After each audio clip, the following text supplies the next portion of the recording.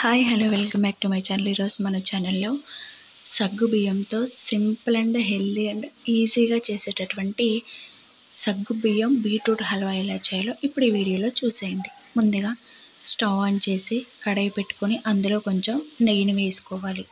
నెయ్యి వేసుకున్న తర్వాత మనం తీసుకున్నటువంటి సగ్గు బియ్యాన్ని కూడా వేసుకొని మీడియం ఫ్లేమ్లో మనం వేయించుకోవాలన్నమాట. మనం నేతిలో వేయించేటప్పుడు సగ్గుబియ్యం ఉబ్బి తెల్లగా కనిపిస్తాయి అన్నమాట. ఇలా రాగానే స్టవ్ ఆఫ్ చేసి కంప్లీట్గా చల్లారిన తర్వాత ఆ సగ్గుబియ్యం ఒక మిక్సీ జార్లో వేసుకొని ఒక యాలక్కాయ వేసుకొని ఫైన్ పౌడర్లో మనం మిక్సీ పట్టుకోవాలి.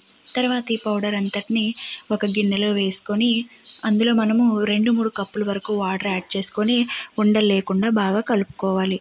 తర్వాత స్టవ్ ఆన్ చేసి కడాయి పెట్టుకొని అందులో కొంచెం నెయ్యి వేసుకొని మనం ముందుగానే ఉండలు లేకుండా కలిపి పెట్టుకున్న సగ్గుబియ్యం మిశ్రమాన్ని కూడా వేసుకొని వీడియోలో చూపిస్తున్న విధంగా కొంచెం దగ్గర పడేంత వరకు కూడా మనము బాగా కుక్ చేసుకోవాలి.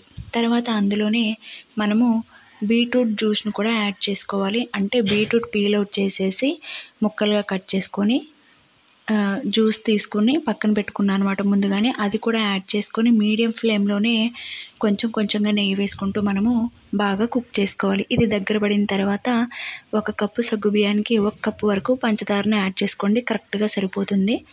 యాడ్ చేసుకొని ఈ షుగర్ మెల్ట్ అయ్యేంత వరకు మనము మీడియం ఫ్లేమ్లోనే మనము బాగా కుక్ చేసుకోవాలి. ఈ మిశ్రమం అంతా ఎప్పుడైతే కడాయి నుంచి సపరేట్ అవుతుందో అప్పుడు స్టవ్ ఆఫ్ చేసుకొని ముందుగానే ఒక గిన్నెకి నెయ్యి అప్లై చేసేసి పక్కన పెట్టుకోండి. ఆ గిన్నెలో ఈ మిశ్రమం అంతా వేడిగా ఉన్నప్పుడే మనము ఆ గిన్నెలోకి ట్రాన్స్ఫర్ చేసేసుకొని కంప్లీట్గా చల్లారేంత వరకు మనము పక్కన పెట్టుకోవాలి.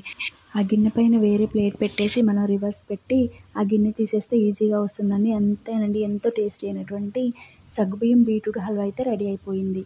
చాలా అంటే చాలా టేస్టీగా ఉంటుందండి. మీకు కావాలంటే డ్రై ఫ్రూట్స్ కూడా యాడ్ చేసుకోవచ్చు.